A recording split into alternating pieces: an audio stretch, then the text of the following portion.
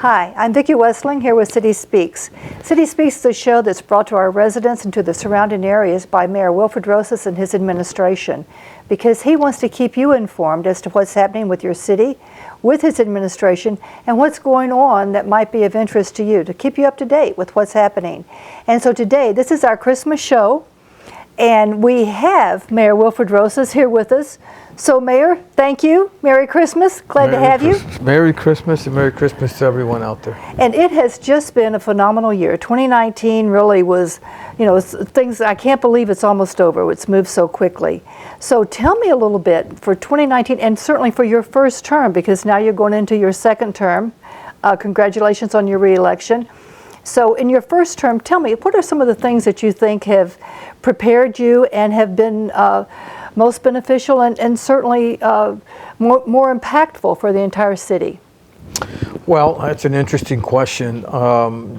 Vicki, when I first came into office on my platform during the campaign 4 years ago, I basically campaigned on change, that we were bringing positive change to the city. Part of that change included bringing in new people that were competent and had good work ethic and could help us move the city forward. And I think we've accomplished that. I'm very proud of the past 4 years, all of our accomplishments. We've been able to do that, all the things that we've done, including all the upgrades and repairs to all of our city facilities, bringing in new equipment. These are all things that needed to be done here in our city, and we've been able to do a lot of that the past 4 years, and all of it without raising taxes or water rates or sewer fees. So, I'm very proud of that. That's not an easy task to take on, and we've been able to do that. But bringing in key people to these key positions, good people, is not an easy thing to do either. For example, in our HR department, we have David Campola. David Campola has been doing wonderful things for the city. We were out of compliance with mandated training in every single department in the city, and he's brought us into compliance. So these are things that people need to understand. As a municipality, I go out to these conferences in Albany and I begin to learn that we're behind, that we are not in compliance, that we need to get into compliance. And so it's been very helpful to have someone like David with his knowledge and background in human resources to help us out. And he's actually brought in this for 2020 hazmat training, which is really critical and something that, so our entire DPW, all of our employees in the Department of Public Works will be trained for hazmat training, which is critical, something that we have not had, as well as the other training. So he has done a tremendous job. We just attended the Human Resource Department meeting this morning, and there were some things mentioned there. But currently, right now, he's been in negotiations with the PBA, the Dunkirk Police Benevolent Association, and so he's been very busy. He's been doing a good job, and I really think that the city has benefited by having him here. Right, and the PBA is only one of 4 collective bargaining units that we have, so that's critical. And so in 2020, we look forward to many other projects. We have projects that we have started and we are continuing on. One of those is the Lakeshore Drive Complete Streets project. This project is a $1.5 million project funded by the state. Again, thank you, Governor Cuomo. Right. But this project will be taking place on Lakeshore Drive from Main Street all the way to Brigham Road. Wow. And it will enhance all of our intersections in between that area. So this is something that municipalities are doing across the state. We were very fortunate to be awarded funding to do that here, and this is an area that we wanted to focus on, Lakeshore Drive between Brigham and Main Street, because we anticipate that this area is going to grow and it's going to bring in more business. The spinoff from Phoenix, we're expecting is going to be hitting that area a lot more than the others. And you talk about the money coming in from Governor Cuomo from the state, and you have really worked to get money, grant money, to come in for the city of Dunkirk, and that's phenomenal because that doesn't always happen and hasn't happened in the past. tell me if I'm wrong, but I think it's something like 12 million the Yes. first 4 years. The first 4 years, we have over $12 million in grant funding that we are receiving in the city. And again, this funding is to help us, again, make repairs, upgrades, and things of that nature to different areas in the city. So it's not just focusing on one area. And this was important because I think that for a long time here, a long period of time, the city was not connected. We were disconnected with Albany and that funding. I think that we're connected now, and I feel really good about our DRI application, the Downtown Revitalization Initiative. It's a very competitive process. It's $10 million to be awarded to a municipality to help build our downtown area. And we have put in for it. We finished very high last year, and I really feel confident that this year we'll do really well. So now we talk about our downtown, we talk about the central connection, and that was something that you worked on. And of course, and that brought us to the pier with the enhancement of the pier. And we have had tremendous compliments with that. Yeah, the pier project, again, was something we worked on really hard. It took years in the planning phase. There were many, I don't want to say many, but there were some folks that were not for it. We had public hearings on it, and some people came forward to, excuse me, mentioned that they didn't want this project to happen.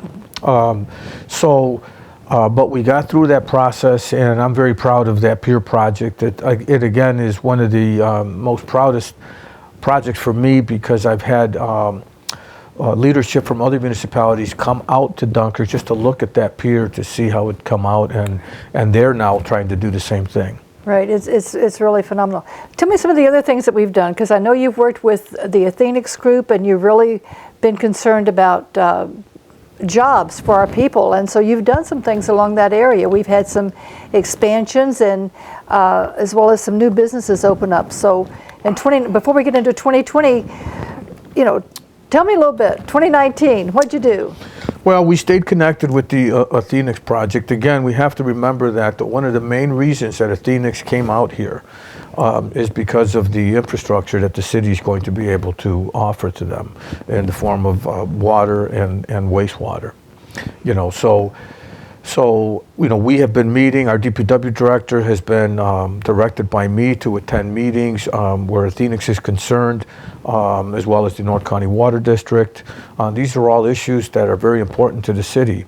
And again, Athenix, the spinoff from Athenix being here, you're talking about a major development here, and the whole area, the whole region is going to benefit from it. So we stand proud. I've been working again with the folks from Athenix as well as some of the contractors that have been there. They have been really good community partners in the city. As you know, they did a little bit of fundraising for some of our nonprofits here in the city of Dunkirk and in the region locally here in the North County area. And we worked with them, and it was just great to work with them. So that's a big project that we're going to benefit from in a lot of different ways. Right. And we also now have the cold storage warehouse. The cold storage warehouse, again, that's a project that our team worked on very hard. Early on, that's one of the first projects that we came into. We worked on that project for a very long time to bring it to fruition. And again, we couldn't have done it without the effort of Philbrook with Bob Charleston, as well as Rich Dixon from the county IDA, but we worked together with them. Our team worked together. We presented a good plan, and we have a good developer there in Peter Krogh, who understands brownfield credits, and that's the incentive that we were able to use to bring that developer in and create this, to develop this this cold storage warehouse. That project is just about complete now, and they're going to be in service within the next month. And they're going to employ how many people? They're going to bring in a minimum of 25 in phase one. I guess they're going to have a way that they're phasing their staff members in. But 25 is a number that I was told. Right. And of course, you mentioned Philbrook Foods, and that is now Wells Enterprises. Is that correct? That's correct. And they are expanding and have expanded. They are expanding. That's another major project that we are working with And again, this is inside the city. They're looking to invest over $85 million here in the city of Dunkirk at their plant for an expansion that will create 75 to 100 jobs.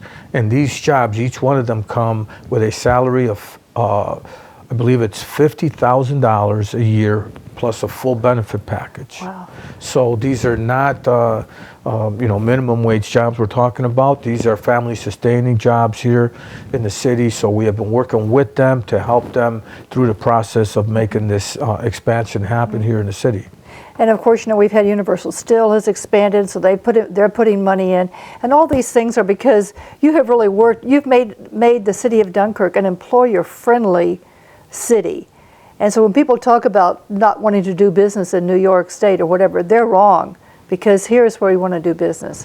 When I first came into office, we began the business roundtables, and we were doing them twice a month. We went down to once a month, but we were meeting with all the area businesses and just finding out what their needs were, what their concerns were, what are the issues they're dealing with, just to, again, so they could know who we were and we know who they were. It was a relationship building type of environment that we were creating, and it really helped out.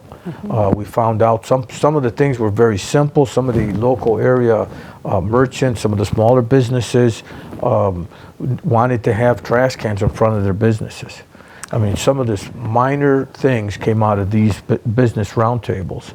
So it was interesting to get to meet all the business owners and the major employers as well. Some of the issues that they brought up, they wanted us to help them when they were doing recruiting.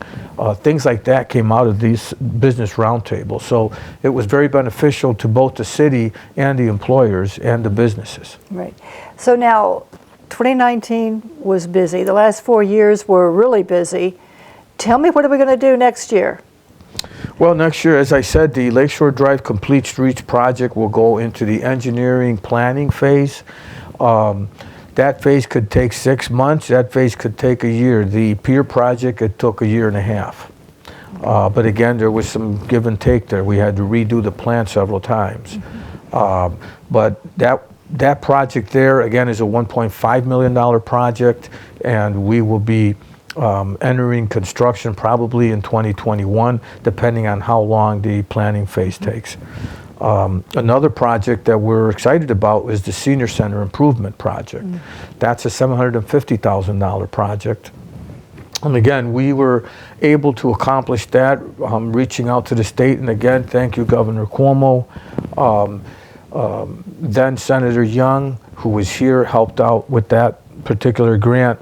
But this grant pertains to the senior center and the services that we're providing there. We wanted to expand those services. We wanted to bring in more services at that one location. We are partnering with different, the Adult Learning Center as well as the Chautauqua Center, and we're going to be using the services that they provide in that center to provide those services for our seniors. That's important. The expansion also includes some upgrades to our kitchen over there and other amenities that the seniors said that they wanted. We met with them recently. We are planning another meeting with them. And so that project should be going into construction in the spring of 2020. And we hope to be completed this year in 2020. So it really is a matter of enhancing what they have. So it really will be beneficial to our seniors in that area. And we've done a lot of things as far as building upgrades for our fire station, our police station. We've done some, bought new equipment. One of the things that you've been focusing on are our streets, the infrastructure, the streets and the roads, and how we can work on those. Do you have any plans for those for 2020? Absolutely. I've been working with our DPW director, Mr. Randy Woodbury, in planning for 2020. We want to get, my goal is to bring in a new paving program in the city of Dunkirk. I am proposing to to the New York State Municipal Restructuring Board a plan to obtain the equipment that we need to be able to pave our own roads. And we would need a milling machine, we need a paver. All of these items are things and equipment that cost a lot of money, and if we can work out an arrangement with the New York State Municipal Restructuring Board, then we'll be able to pave our own roads, and we can pave all summer long. And I think that's cost effective for our taxpayers, and it will help us to get our streets in really good condition. So that's a plan there. We also have a plan to present to them. We've already presented to them a plan for new parking meters. And we're going to follow through on that in 2020 to see if the board is going to approve that. That plan would bring in new parking meters in downtown Dunkirk, and I think it's something that will help us in the future as we continue to build our downtown business area. Will these parking meters be the kind that we could use our credit cards in, or do we have to actually put money in? This will be able to take credit cards. We want the newer ones that they have now. You know, things have changed, and this will be able to accept credit cards. And this is what we wanted. We wanted to have modernized equipment out there, and these parking meters are a part of that. And now, one of the other things that I know that has happened because of the fiscal management and the fiscal responsibility that you feel personally, we're able now to actually bring in some new regular full-time employees in 2020. We're going to be adding some of those. Can you tell me a little bit about how that came about and how we're able to make that happen, and what are those positions? Well, if you recall, Vicki, we settled these contracts, the union contracts, all contracts were settled. Within the negotiations, we offered a retirement incentive. What I noticed early on is we had a lot of staff members who were good workers, but they were at the tail end of their career. They were older, and they weren't retiring because they needed their health benefit packages and things. So we came up with a cost-effective incentive to offer them for retirement, which allowed the city to bring in new workers who were more energetic, but more importantly, at a much lower rate of pay, which helps us now. Now here we are 3 years later, where we can actually now start implementing, and we create another job without the cost going up. Right. So that's what's happened, is we now can hire more people. And again, you know, the goal is to continue to hire more people because it's needed. We analyzed all the departments, and we know that some departments we want to bring in more people, and so that's the goal. The goal is to be able to bring these people, but I don't want to do it by raising taxes. I want to do it by working more efficiently. Right. So that's pretty much has been the goal, and I know that to be the case as you work with certainly our fiscal affairs officer and putting all the numbers together. So, and I just want to say that our fiscal affairs officer, Marcia Beach, has been doing an excellent job. She also has been involved in the contract negotiation. She's been very helpful to me with the budget and just with procedures and things of that nature. She's been very, very helpful in getting us caught up. There were capital projects that the city did decades ago that we were still paying on, and because of that we were paying interest on that. She was able to use some of our fund balance from our first 2 years to pay off some of that old debt, so that we're not paying any more interest on it.